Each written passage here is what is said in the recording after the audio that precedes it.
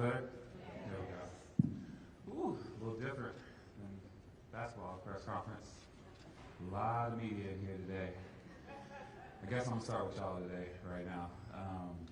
First off, thank y'all for covering me and all the exposure that you gave me, my family, to get me home.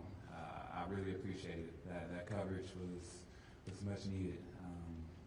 I would like to encourage all of you to be at our first game as well, and the whole entire season, covering not only the Phoenix Mercury with best fans in the league, but the whole entire league as well.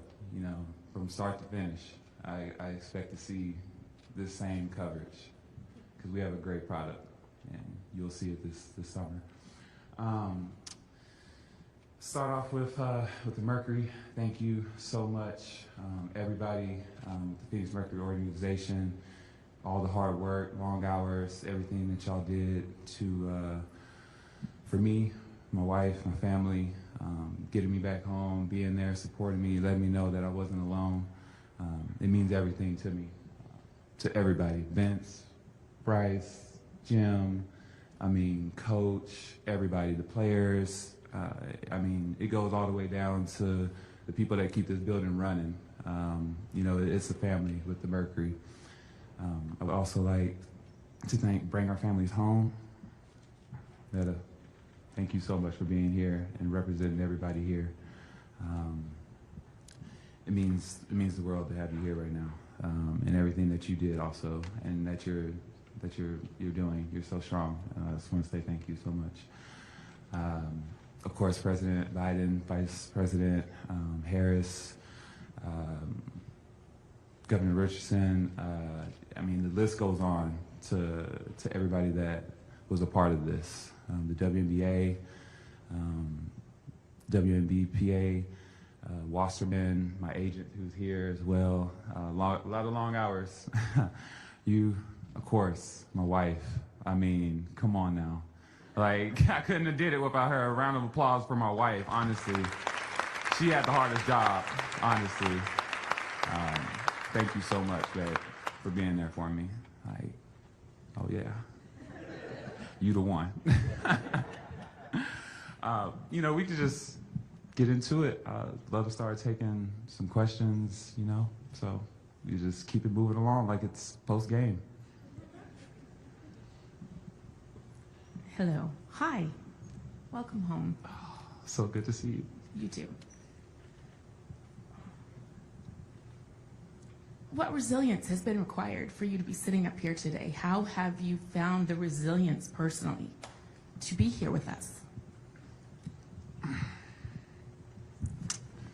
I'm no stranger to hard times, so.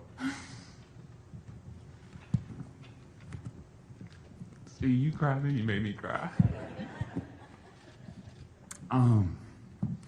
Just digging deep, honestly. You're going to be faced with adversities throughout your life. This was a pretty big one, but I just kind of relied on my hard work, getting through it. I know this sounds so small, but dying in practice, and just hard workouts. You find a way to just grind it out. Just put your head down and just keep going. Just keep moving forward. You can never stand still, and that was my thing. Just never be still. Never get too focused on the now, and just looking forward to what's to come.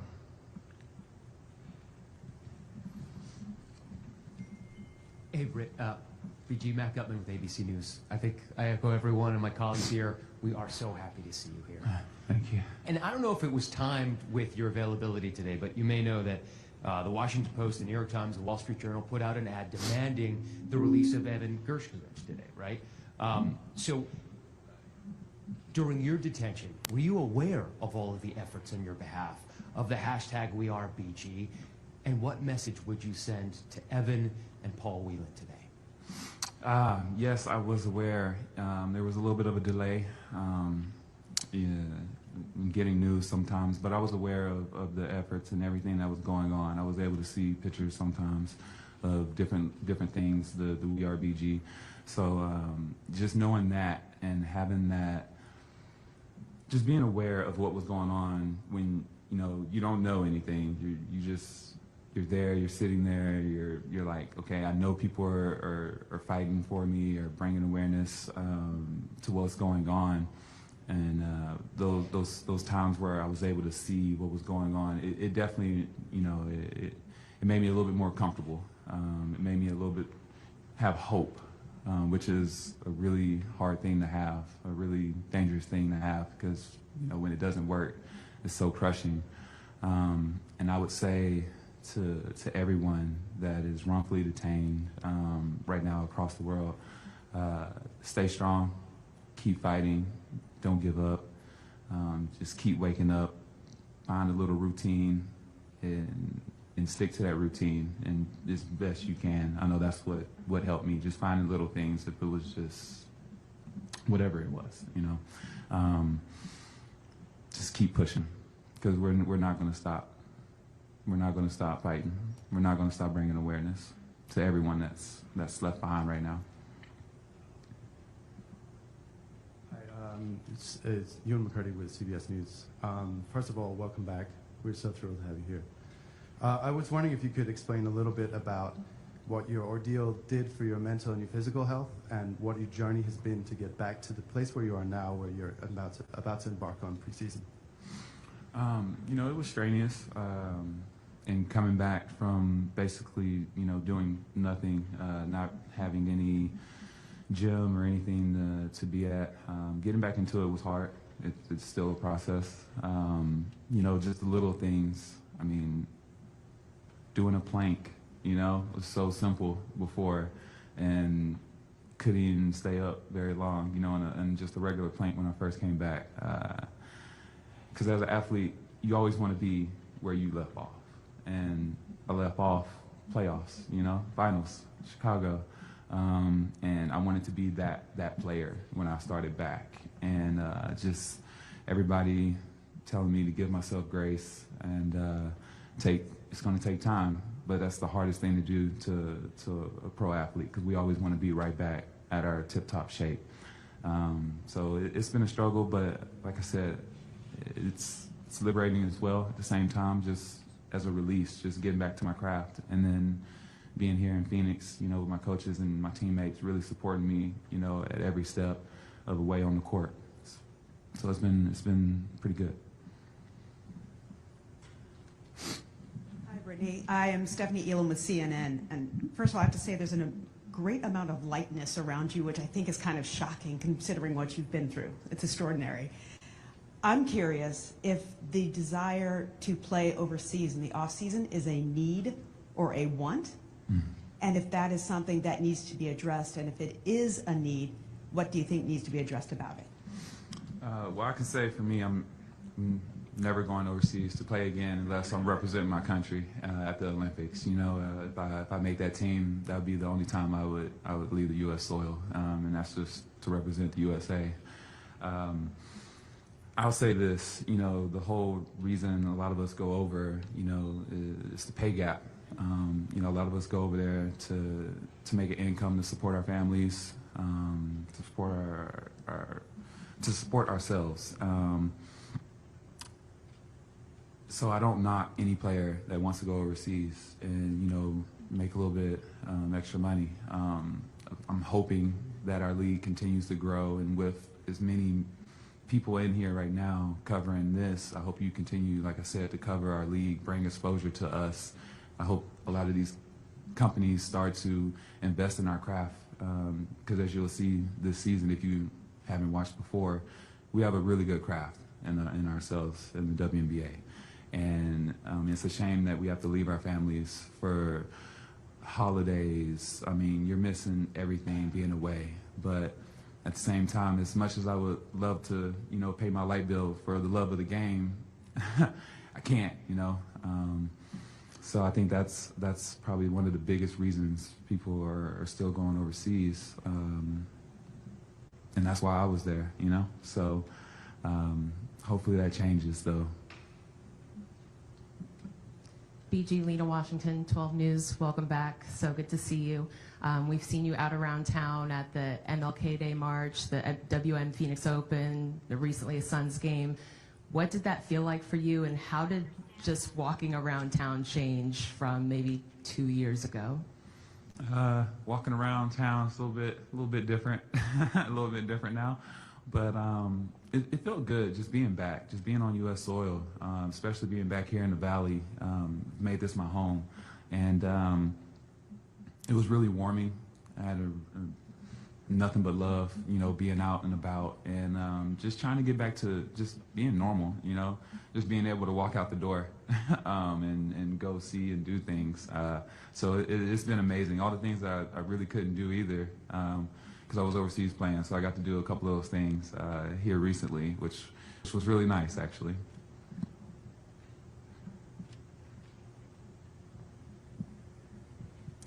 Hi, Brittney. Nick Soletti from ABC 15 here in Phoenix, and I just want to welcome you back to the Valley. I think I speak for everyone who is just thrilled to see you back here where you belong. You mentioned something I found very interesting just a few moments ago. You had said that hope is a dangerous thing to have. I was wondering if you could dive deeper into that for us and also explain throughout this whole process if you ever had a moment where you lost hope, and how did you get that hope back? I'll say this. When I did lose my hope, looking at photos of my family, that brought my hope back. Just being able to see their faces, that did it for me. In a moment where you kind of want to give up, you look at the photos and it kind of brings you back. You know what you're waiting on. You're waiting to be back with your family, with your loved ones, and in a safe place. So I'll go that far and say that. But the rest, have to wait a little bit later, catch the rest of that.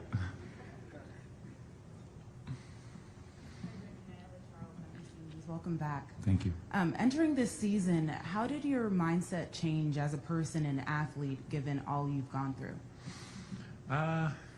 Not taking anything for granted. Life is short. Things can change at the stroke of a match. So going into this season, just appreciating everything. I mean, the things that I always say, appreciate every moment, don't take it for granted. But it's so true. Once something like this happens to you, like when people say that, it hits home, like it hits closer to you. So just taking it all in. I mean, just walking in to the arena, one day I had a workout here, and they had, mercury all around and everything, and it was just such a surreal moment. No one was in there. I was the first one to walk on the court, and it hit me hard, So just looking forward to all those moments, just walking in on the first home game, the grind, the sweat, blood, hopefully not too much blood because that means injuries, so hopefully not too much of that. But just taking all that in, I missed it. Like I would have rather been doing a 2-a-days, Coach, don't get any ideas. But I would have rather been in a 2-a-day dying, and than to be where I was. So just looking forward to being back to that.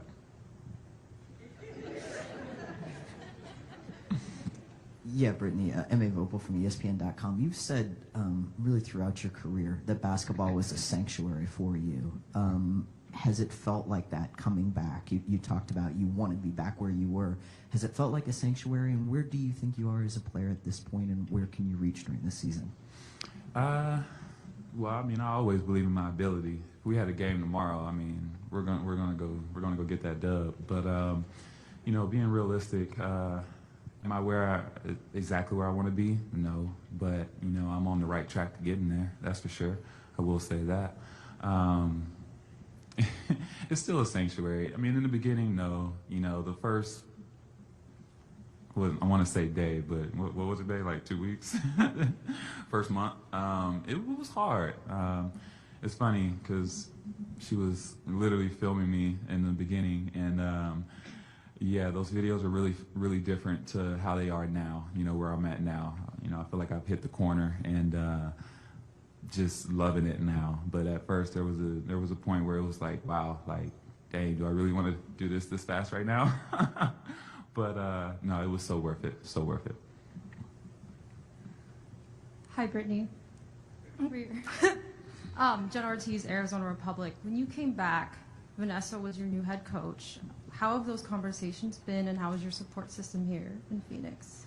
I think the first thing I said was sorry. You know, she was with Vegas that my last year playing, and we kind of sent them home. So, you know, I kind of made a joke about that. I'm a jokester. I use humor a lot throughout this whole experience, just laughing at things. But no, it's been great getting to know her as a person. I'm really looking forward to the season, honestly. It's going to be really good things here, and I'm looking forward to being coached by her.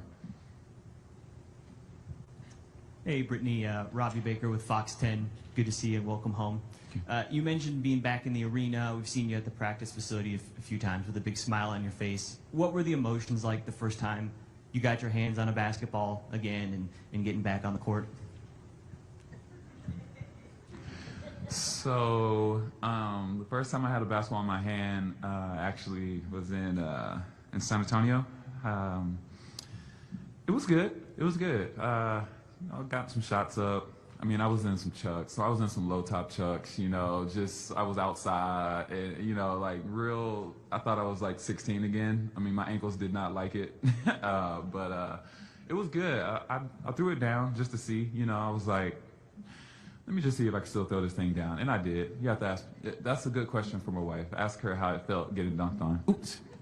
Did I say that? Did I say that out loud? Hi, Brittney. This is Alexis with AZ Family. Welcome home. So at this point, you've become the face of Americans detained overseas. What's that feel like? How are you feeling? And how do you continue to raise awareness throughout the season and really, you know, throughout your career? Well, I'm really fortunate to have this platform that I have, and every chance that I get, if it's wearing a shirt, saying their names, any interview that I have, and you'll see a theme throughout the season with that. That's just bringing awareness to everybody that doesn't have the platform and the followers and, you know, the exposure to everyone like this right now. That is a way that you know, I'm trying to help out in any way that I can. You know, we're partnering with Bring Our Families Home and Phoenix Mercury, and we're going to be doing a lot of good things throughout this season. I know we're doing we're writing letters to the families. Fans can come and write, which I will suggest everyone doing, please, because you don't understand how good it felt to get a letter from your family, from just random people that I've never even met. It just lets you know that you're not forgotten, and it's so easy to feel forgotten, to feel like no one's thinking of you. And then when you get a letter from people that you know and people that you don't even know, it just does something to you. It just gives you like a spark of life, to keep holding on, keep fighting, not to give in. So these are things that, you know, we're gonna do throughout this season.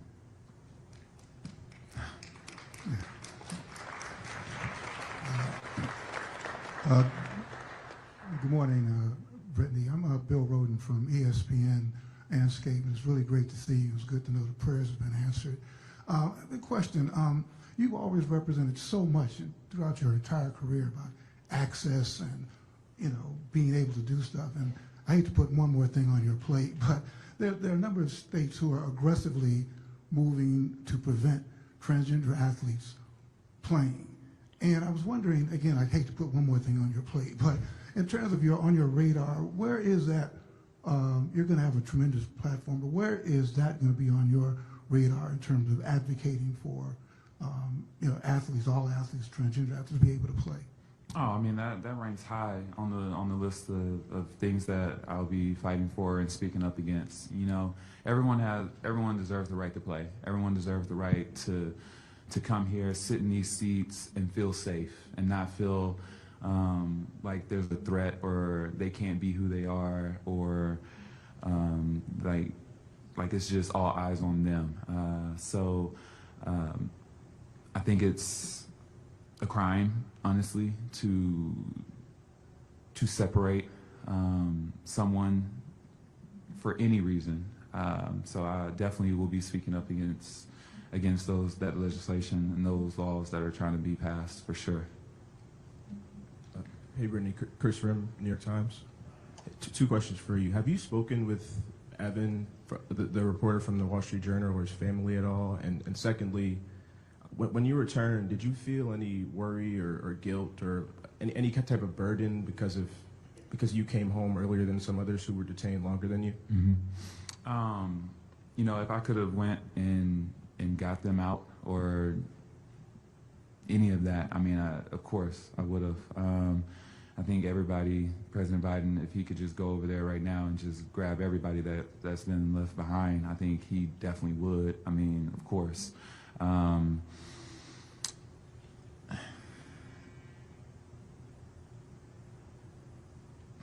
It's hard.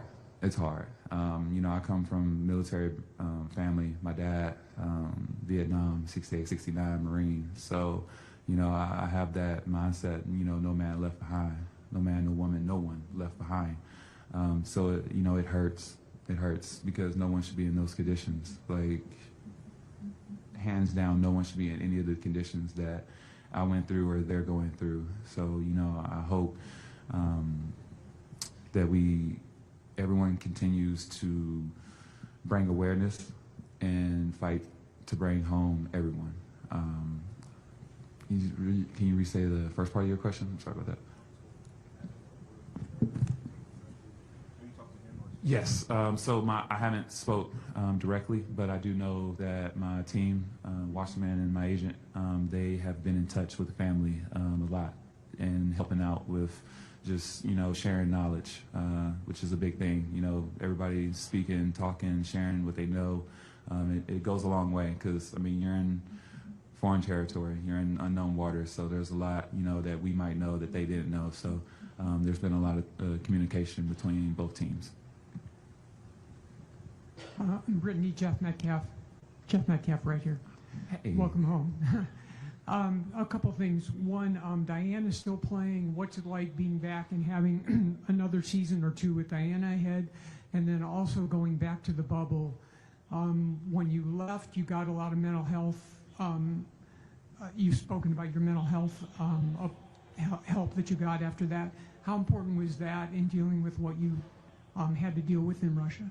I mean, that helped a lot. You know, I've always promoted, you know, talking to a counselor, seeking therapy, any tool that'll help you, you know, get to a good centered place. And I'm still doing that as of right now. You know, that'll never change. I think it's good to have someone to talk to, you know. So much goes on in this world. We see so much, we're exposed to so much on social media that, you know, it's just a lot.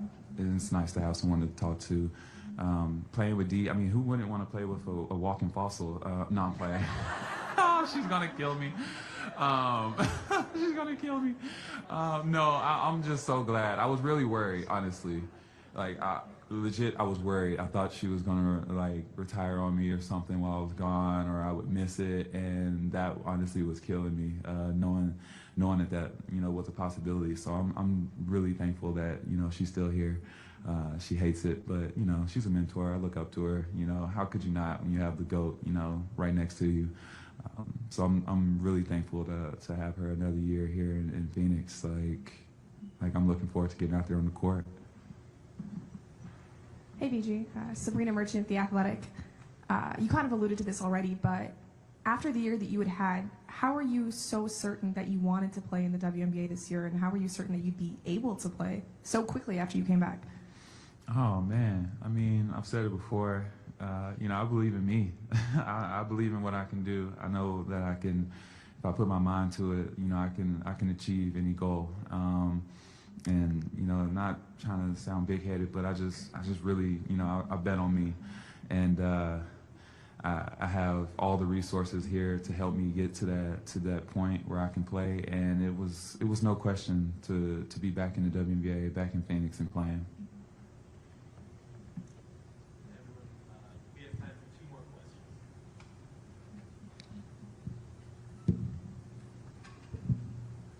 Hey, Brittney, Eliav Gabay, Sports 360 AZ. So picking back off of Jeff's question a little bit, what was the reaction being with the teammates again and now really feeling physically part of the team again now that you've been able to be in it a little bit longer?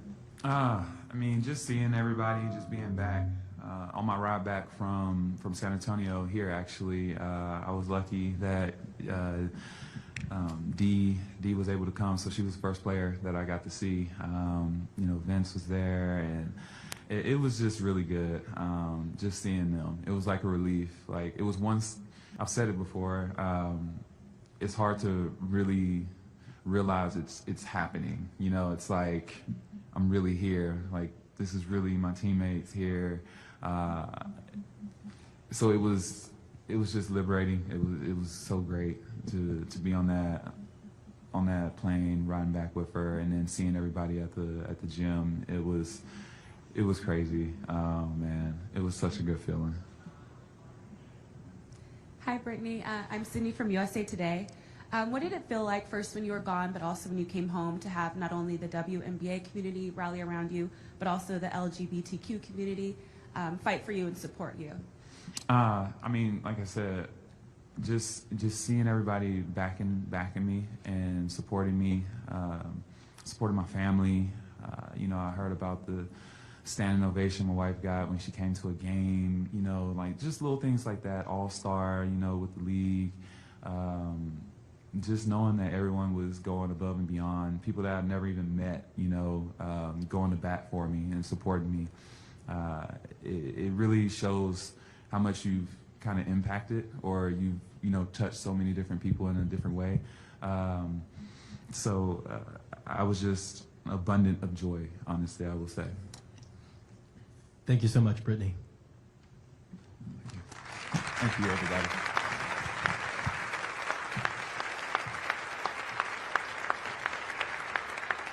Okay, thanks everyone again. At this time, we'll ask you to please join us outside for the unveiling of a mural dedicated to the fight to bring wrongfully detained Americans home. We're going to allow about 5 minutes for the press to assemble. Full information on this partnership between Brittney, the Mercury, and the Bring Our Families Home campaign can be found in your